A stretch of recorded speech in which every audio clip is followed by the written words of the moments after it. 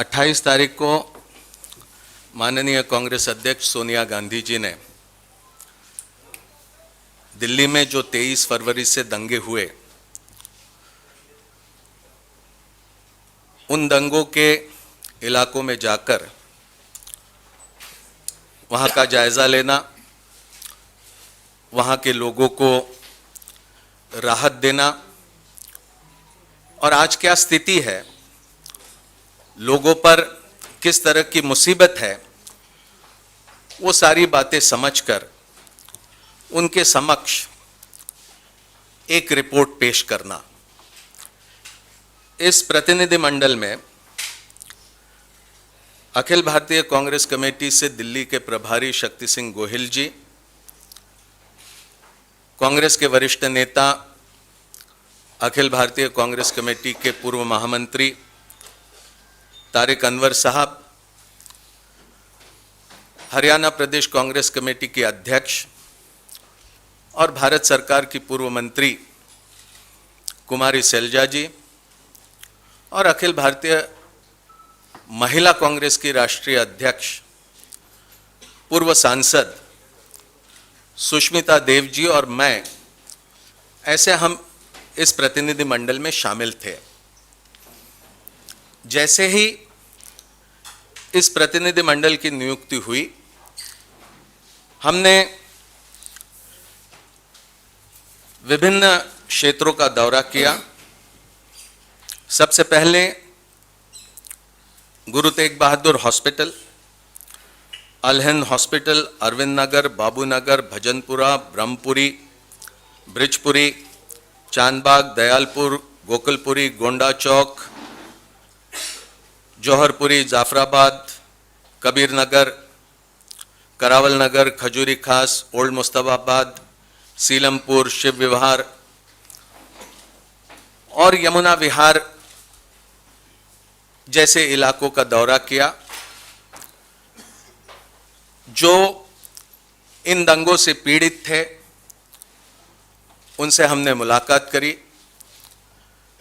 जो इन दंगों में घायल हुए, हम उनसे मिले, उनके परिवारजनों से मिले, जिसमें अमित शर्मा दिल्ली के डीसीपी जो गंभीर तरह जख्मी हुए, उनके अस्पताल में हम गए, उनके परिवार के लोगों से हम मिले। हम वो तमाम इलाकों में पहुंचे जहां पर आगजनी हुई, तोड़फोड़ हुई, लोगों की मौत हुई। ताजे आंकड़े दिल्ली पुलिस के जरिए जो पेश हुए हैं, वो ये बताते हैं कि इन दंगों में 53 लोगों की मौत हुई, 200 से अधिक लोग घायल हुए, 2200 लोग अब तक गिरफ्तार हुए।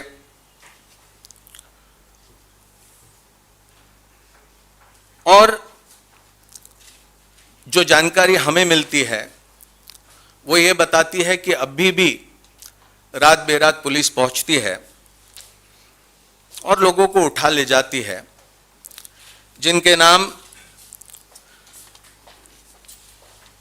शामिल है एफआईआर में, उनको भी उठाया जाता है, जिनके नाम शामिल नहीं उनको भी उठाया जाता है। हम तमाम लोगों से मिलने के बाद जो ठोस बातें कुछ हमारे सामने आई, वो और कुछ हमारी सिफारिशों को लेकर आज सुबह हमने माननीय कांग्रेस अध्यक्ष सोनिया गांधी जी को अपनी रिपोर्ट पेश की। रिपोर्ट में जो सिफारिशें हैं या जो हमारी मांग है, वो संक्षेप में मैं आपके सामने रखने की कोशिश करूंगा। जो देखने को मिला वो बड़ा ही भयावह था।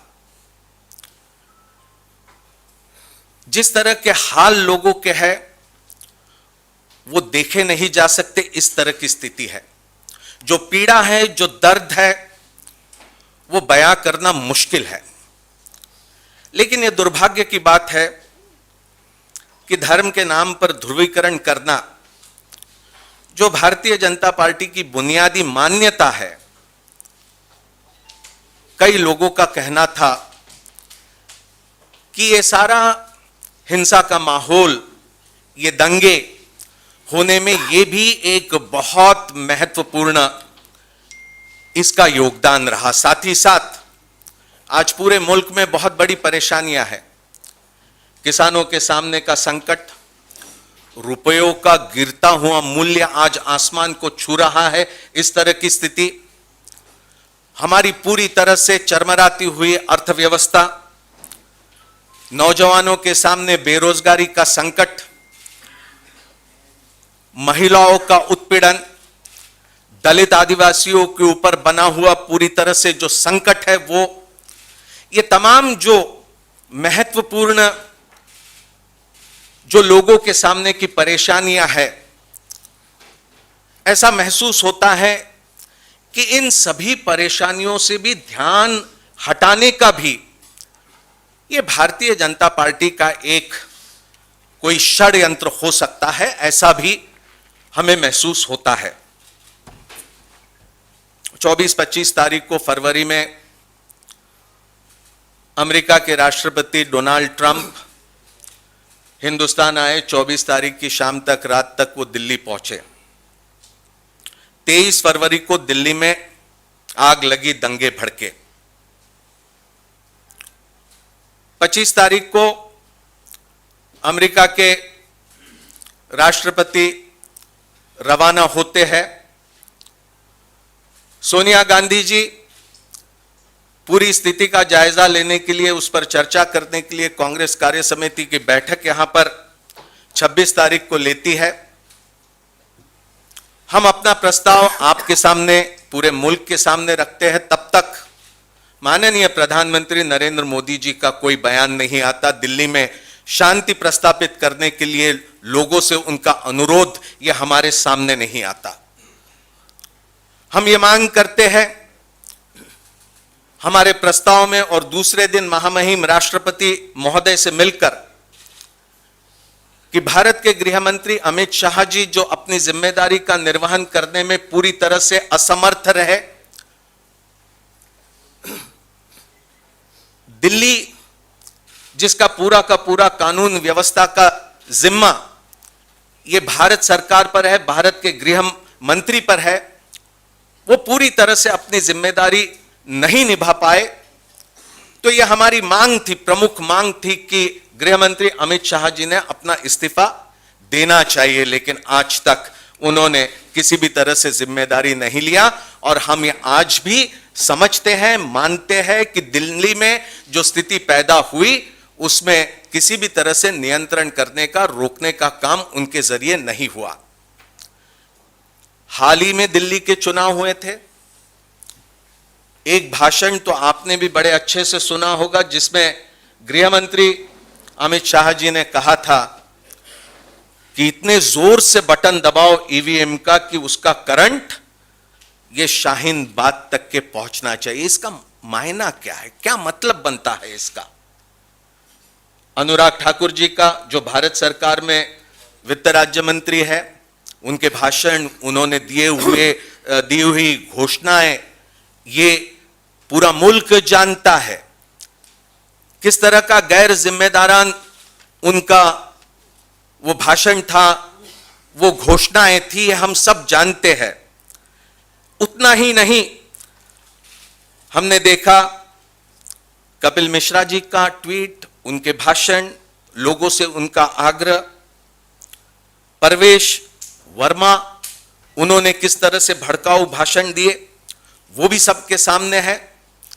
लेकिन एक तरफ जहां इन दंगों के चलते हुए 690 एफआईआर दर्ज होते हैं, आज तक अनुराग ठाकुर, कपिल मिश्रा, परवेश वर्मा, इनके ऊपर एफआईआर दर्ज नहीं होता।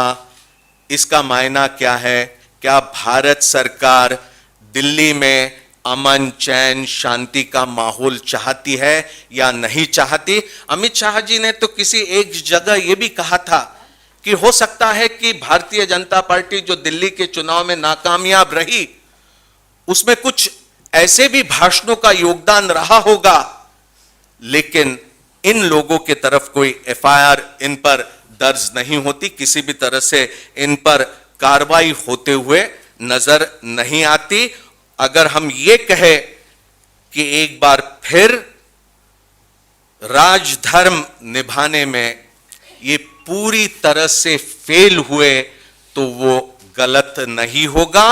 ये दंगों के चलते जहां अमेरिका के राष्ट्रपति दिल्ली में मौजूद थे, ऐसे हालात में भी जो दंगे भड़के, उससे भारत की छवि पूरे दुनिया में बुरी तरह से धूमिल हुई, लेकिन भारत सरकार उस पर कुछ भी करने के लिए सामने नहीं आई।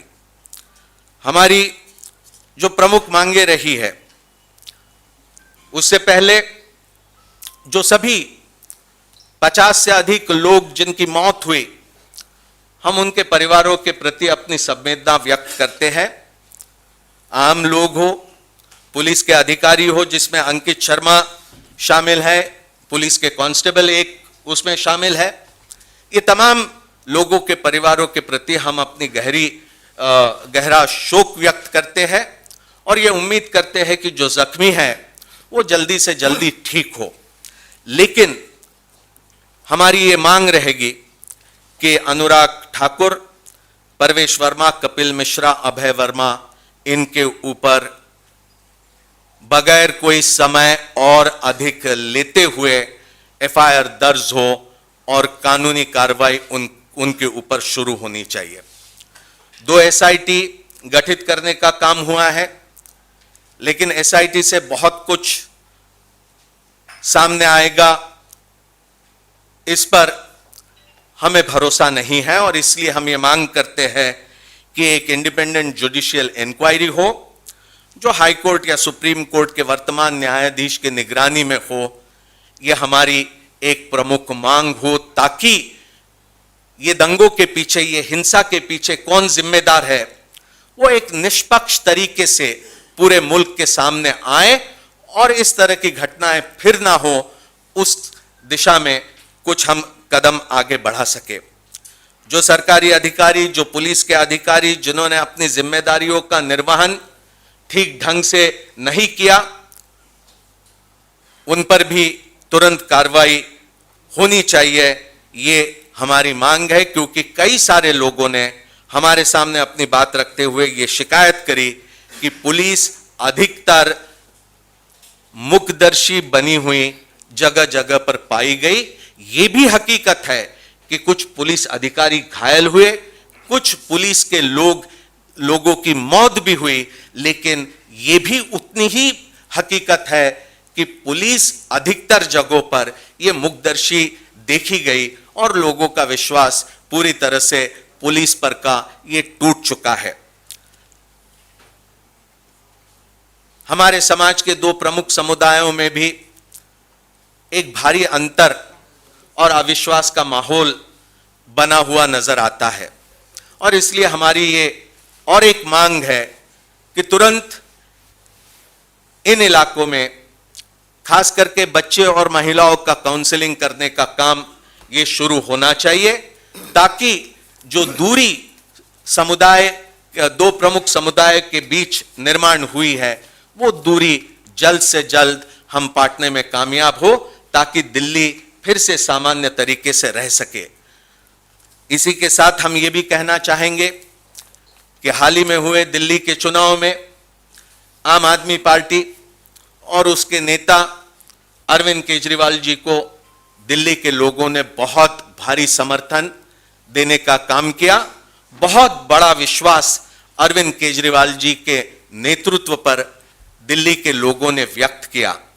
लेकिन ये जो सारी हिंसा की स्थिति थी, उससे निपटने के लिए, उसे रोकने के लिए, उसे नियंत्रण में लाने के लिए अरविंद केजरीवाल जी भी पूरी तरह से नाकामयाब हुए। यहां तक हम कहेंगे कि अरविंद केजरीवाल जी ने जिम्मेदारी से कोई भी कदम ये यहां की स्थिति से निपटने के लिए नहीं उठाया। जहां दिल्ली के लोगों ने इतना बड़ा विश्वास उनके ऊपर व्यक्त किया, क्या यह जरूरी नहीं था कि वो कुछ ऐसा कदम उठाते कि लोगों के बीच जाकर वहां पे शांति का वातावरण बनाते? लेकिन ऐसा करने से उन्होंने इनकार किया और आज भी दिल्ली के लोगों को राहत देने का काम, उनका पुनर्वास करने का काम, उस दिशा में भी दिल्ली सरकार पूरी तरह से फेल होते हुए नजर आ रही है। मैं ये मानता हूं और हमारा पूरा प्रतिनिधिमंडल ये मानता है कि दिल्ली में सामान्य स्थिति बनाने में एक वॉर फुटिंग पर कार्रवाई करने की आवश्यकता भारत सरकार और दिल्ली सरकार पर है और वो तुरंत यहां उस दिशा में कुछ कदम आगे बढ़ाने की कोशिश करे। मैं शक्ति सिंह गोहिल जी, दिल्ली के प्रभारी जी से अनुरोध करूंगा कि वे अपनी बात सामने रखें।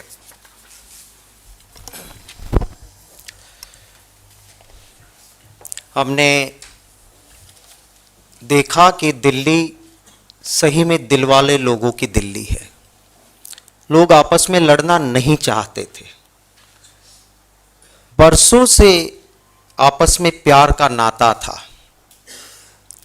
भारतीय जनता पार्टी और आम आदमी पार्टी दोनों ने वोट बैंक पॉलिटिक्स के लिए कहीं ना कहीं शुरुआत भारतीय जनता पार्टी के प्रधानमंत्री करते हैं जिम्मेवार कुर्सी से कि कपड़े कैसे पहने हैं और कौन विरोध करता है कपड़े से पहचानो।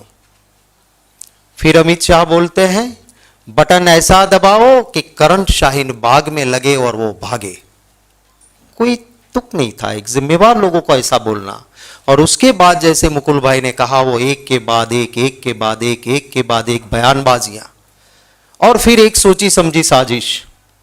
जिस एरिया में हम गए हमने पूछा लोगों से, बोले हमारे वहां फोन आए, कोई कहते थे कोई 3-4 लोग आए और उन्होंने कहा कि एक बहुत बड़ा टोला आ रहा है, आप इकट्ठे हो जाइए वरना आपके घर में घुसेंगे।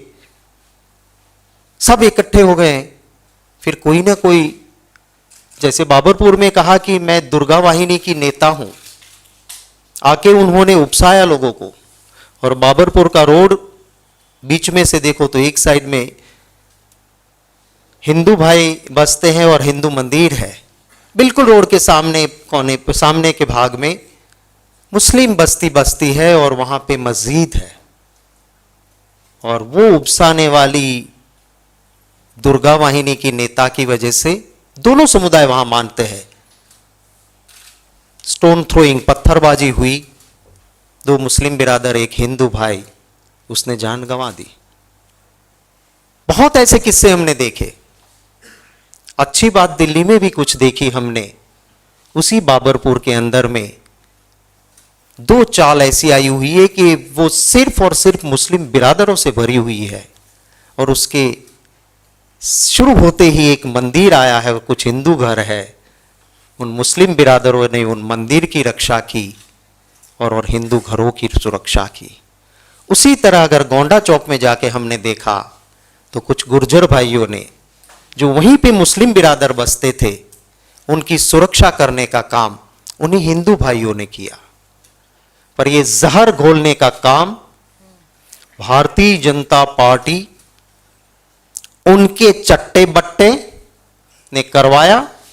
और जिनको इतना बड़ा बहुमत मिला था वो आम आदमी पार्टी ने भी अपनी वोट बैंक पॉलिटिक्स के चलते, वरना सारा सिविल एडमिनिस्ट्रेशन उनके पास था।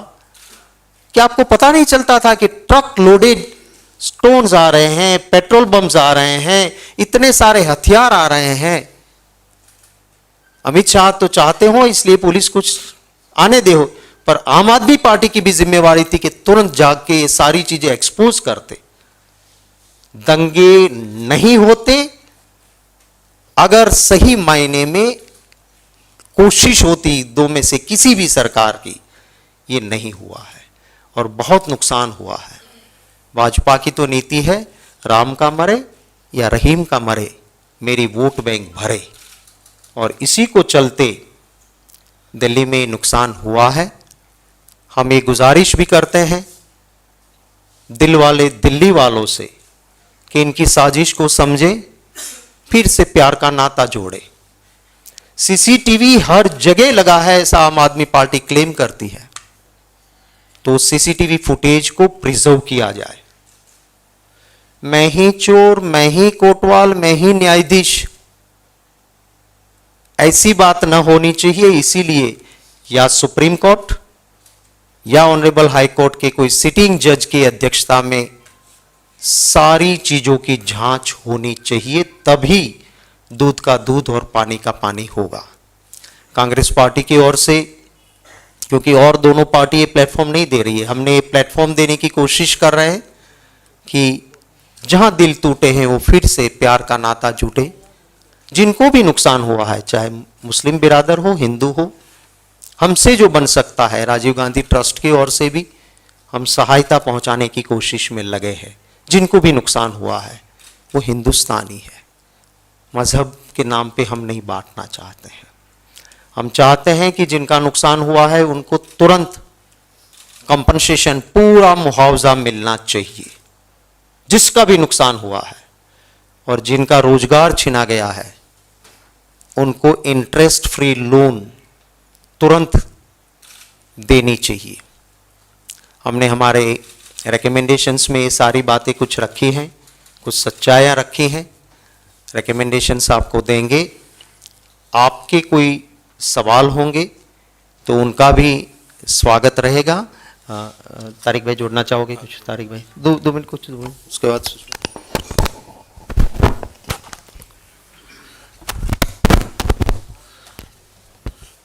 मुकुल वासनिक जी और शक्ति सिंह जी के बयान के बाद मैं समझता हूं कि उन्होंने सभी चीज़ों पर बहुत विस्तार से प्रकाश डाला है, तो उन बातों को दोहराने की ज़रूरत नहीं है।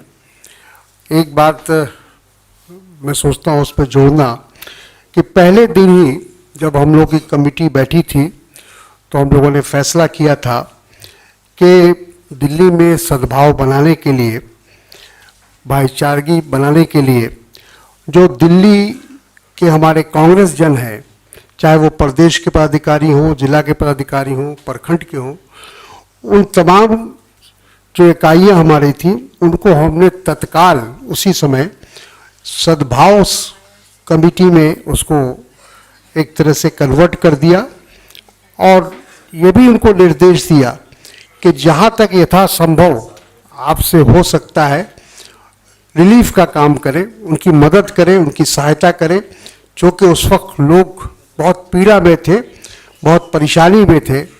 तो जो भी हो सकता है हमारे कांग्रेस जनों के द्वारा वो किया गया और आगे भी हम लोगों ने इस तरह की योजना बनाई है कि जो कि हम सत्ता में नहीं हैं, हमारे पास वो अधिकार नहीं है, लेकिन तो भी हमसे जो बन पड़ेगा हमारी कांग्रेस पार्टी से हम लोग उसके लिए प्रयास करेंगे और कोशिश करेंगे कि उनकी हर तरह से मदद की जाए। धन्यवाद। विनती करूंगा कि वो इंग्लिश में ही थोड़ी बात कर दे ताकि जो इंग्लिश चैनल्स को चाहिए उनके लिए भी बाइट मिल जाएगी। I'll briefly address my friends in the media in English, although a very detailed statement has been given by my senior colleagues.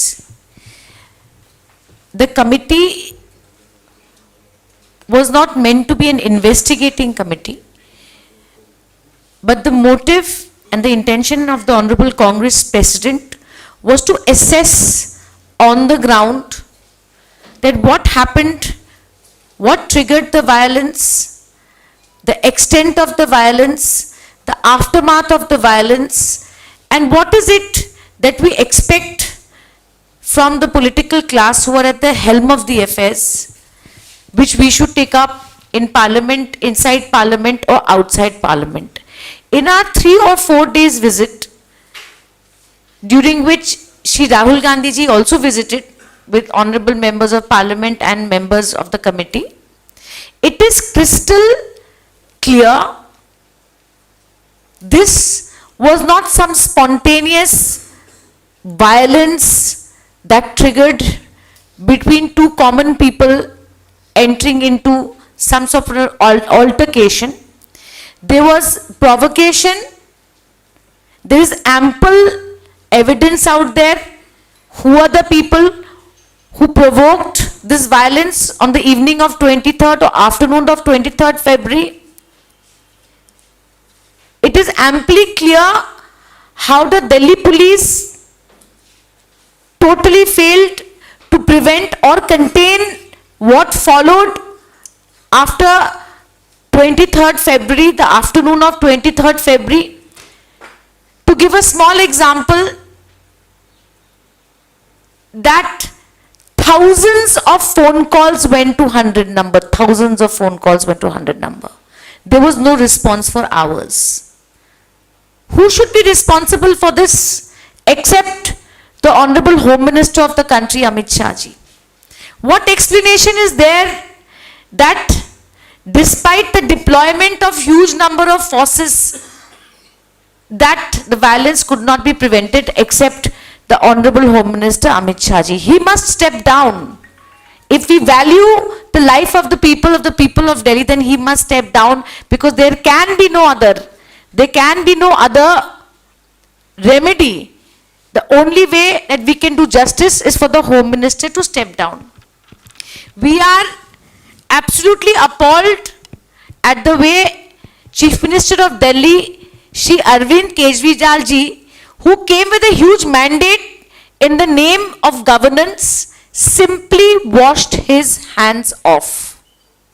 He silently sat on his Twitter handle, if I may say so.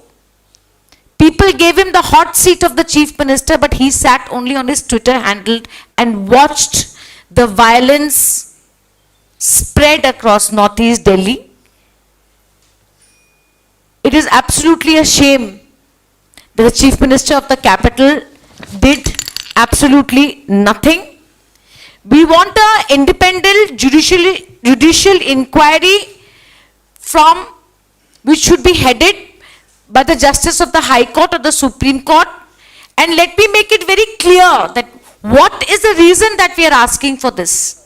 There is a plethora of evidence, whether it has been written by my friends in the media who are sitting in this room, by various NGOs, by various videos which have circulated since the Delhi riots happened, that there is absolutely every reason to believe that Delhi police will not, I repeat, Delhi police will not be in a position to have an objective inquiry, any objective arrest, and we have serious doubts about it.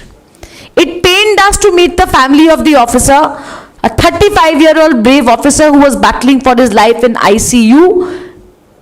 It pained us, but the general feeling is that there must be some sort of an independent inquiry where there are too many allegations of the partisan behavior of the Delhi police, especially where Anurag Thakur, Mr. Mishra, etc. are walking around scot-free, when the nexus between what they did and what transpired in Delhi is for all of us to see. We are emphasizing that the Delhi government and the central government take on massive relief and rehabilitation exercise. We were deeply touched and impressed, and we thank the citizens collectives, various NGOs who are working in this area, but relief work, etc. must come from the state government and the central government. Apart from that, peace committees should be set up with the help of public representatives, especially the Delhi government, and healing process is the real challenge that lies ahead, and we hope that all parties will come together to do it. And we, as Shakti Singh ji said, it is our humble request to the citizens of Delhi and to all our friends in the media that this is not the time of politicization, but it is the time to stand together and make sure that these people who are impacted by the riots return to a normal life, they are rehabilitated, and once again we express our deepest heartfelt condolences to all the people who lost their lives, and our prayers are with all the people who are injured and we hope that they recover and return to their homes soon. Thank you. आपके कोई सवाल होंगे तो उनका स्वागत है। Yes हालांकि आपको कह रहे हैं कि इन्वेस्टिगेटिव कमेटी की इन्वेस्टिगेशन होगी, लेकिन आपने पैटर्न किस तरीके का पाया? जिस तरीके से आप कह रहे हैं लोगों को कॉल आया करते थे, लोग इकट्ठे होते थे, क्या कोई पैटर्न आपने इससे पहले सिमिलर गुजरात में भी इस तरीके का पैटर्न देखा था? देखिए, बीजेपी जहां जहां भी दंगे करवाती है उसका पैटर्न सेम होता है, और ये पैटर्न हमने भी दिल्ली में भी देखा, जिसकी दो तीन चीजें हैं। एक तो कॉल्स आते हैं अफवाह के लिए, बाहर से कुछ लोग अफवाह फैलाने के लिए आते हैं, उसके बाद उकसाने के लिए कोई बाहरी नेता आता है, एक्चुअल दंगे के वक्त वो गायब हो जाता है। शुरू में पुलिस को कहा जाता है नो एक्शन। यहां पर भी इंजर्ड एसीपी के घर पे जब हम गए, उनके मैक्स अस्पताल में गए और पुलिस अफसर के वहां फैमिली मेंबर से मिले, उन्होंने कहा कि पहले दिन हम लोगों को भीड़ में हाथ पांव में बेड़ियां डाल के भेजे गए थे। माने हमको कहा गया था नो लाठी, नो एक्शन, नो गोली, नथिंग। तो पहले दिन दंगे भड़के उसके लिए पूरी छूट दी जाए, बहुत भड़कने के बाद एट्रोसिटी करो सिलेक्टिव जगह पे, वो कहा जाए, ये भी पैटर्न सेम था। Identification of the house, identification of shop, के पर्टिकुलर शॉप को ही 50 दुकानें साथ में, उसमें से एक ही दुकान को लूटा जाता है। वो दुकान उसी कम्युनिटी की मालिकी की है तो उसे जलाया जाता है, किराए की है तो उसे जलाया नहीं जाता है। तो ये पैटर्न बीजेपी के दंगों की पैटर्न जो देश में रही है, वही पैटर्न दिल्ली में भी थी। दिल्ली वाले, मैंने पहले कहा ऐसे, दिल वाले लड़ना नहीं चाहते थे, ये बीजेपी की वोट बैंक की साजिश ने आपस में लड़वाया है, वही पैटर्न है। यस शक्ति जी, आपकी इन्वेस्टिगेशन में क्या ये भी बात सामने आई है कि शाहबाद अगर रोड ब्लॉक नहीं होता तो ऐसी स्थिति उत्पन्न ही नहीं होती? देखिए, पहली बात कि हम असेसमेंट करने गए थे क्या हुआ है। We are not a investigating agency, और जहां पर भी हमने पूछा, लोगों ने इवन सीएए का विरोध करने वाले लोग जहां बैठे थे, वहां सीएए के फेवर वाले लोगों में से ने भी कहा कि नहीं, पीसफुल प्रोटेस्ट था, कोई दिक्कत नहीं थी। अगर ये अफवाहें करके हमको नहीं भिड़ाते तो झगड़ा करने की कोई वजह नहीं थी। जहां एंटी सीए प्रोटेस्ट हो रहा था, वहीं कुछ लड़के खड़े रह के ट्रैफिक का रास्ता भी दिखा रहे थे, बता रहे थे, एंड कैसे स्मूथ ट्रैफिक आना जाना हो। जैसे कि आपने देखा होगा चांद बाग के सामने मेन रोड पे जहां प्रोटेस्ट साइट थी, पेट्रोल पंप के सामने, वो बिल्कुल साइड में थी, माने ट्रैफिक को कहीं दिक्कत नहीं आती थी, पर फिर भी वहां उसके आपस में लड़ाने की साजिश हुई थी। तो ये हमने पाया है। यस आप लोगों ने आम आदमी पार्टी पर भी आरोप लगाया और भाजपा पर, तो क्या आप लोग जो देखने गए तो कहीं ना कहीं आम आदमी पार्टी और भाजपा के बीच में ये मैच फिक्सिंग जैसा आपको लग रहा था कि दोनों पार्टी मिलकर दंगे करा रही? देखिए, आम आदमी पार्टी भी अपने इतने बड़े मैंडेट के बाद, सिविल एडमिनिस्ट्रेशन उनका आम आदमी के पास था, इतने सारे इलीगल कंट्री मेड वेपन आ जाते हैं, क्या सिविल एडमिनिस्ट्रेशन को, कलेक्टर वहां रहता है, पता नहीं चलता कि कहां से आ रहा है। Truck loads of stone, petrol bombs आ रहे थे। एक प्रेस कॉन्फ्रेंस, एक आवाज उठी आम आदमी के पास, इतने बड़े मैंडेट से उनके एमएलए जीते थे। जरूर महात्मा गांधी जी के चरणों में जाना चाहिए, पर क्या लोगों के बीच नहीं जाना चाहिए? गए? कोई नहीं गया। कल जो आईबी के अफसर की डेथ हुई, तो उनके वहां भी हमारे लोकसभा के कांग्रेस दल के नेता गए, और लोगों के बीच में भी गए, जहां कोई नहीं जाता है। कमिटी भी सब घरों में गई है। तो ये जरूर लगता है कि मंशा दोनों की कठेरे में है। यस सर, जो ओवरऑल आप लोगों का निष्कर्ष है, जैसे वासनिक सर ने बोला कि बीजेपी की ध्रुवीकरण की जो राजनीति है वो एक बड़ी वजह थी इन दंगों की, तो क्या आप मतलब ये वेल प्लान था कि ट्रंप के विजिट के वक्त में दंगे होंगे, ये आप लोगों का निष्कर्ष था, या पहले से सांप्रदायिक तनाव माहौल था, उसमें दंगा भड़क गया? जिसमें पुलिस ने जिम्मेदारी नहीं निभाई। ओवरऑल कंक्लूजन क्या है आपका? दंगा सर सुनियोजित था, प्रायोजित था, या ये भड़का और उस वक्त जो है मशीनरी फेल गई? दंगा हो, एक पोलराइजेशन हो, वो भाजपा चाहती थी, वो मैंने आपको सीक्वेंस गिनाई, और आखिर में last straw on camel's back, आखिर में पुलिस अफसर को पास रख के ये कहा जाता है कि तुम देख लो, अब तुम्हारी भी नहीं सुनेंगे और हम रोड पे आएंगे। मैं मानता हूं कि शायद ये साजिश थी कि ट्रंप की विजिट के दौरान ही हो, और उस साजिश के तहत उसी दिनों में, वरना अगर उसी दिन जिस आदमी ने ये भाषण दिया पुलिस के पास में रख के उसको अरेस्ट करते, कोई रोड पे नहीं निकलता। उसी वक्त अगर एक्शन हो जाता, उसको अरेस्ट कर लेते, बात खत्म हो जाती कि आप दंगा भड़काने की कोशिश कर रहे हो, दूसरा कोई नहीं निकलता। पर ये नहीं करके करने की छूट देने की कोशिश जरूर हुई है।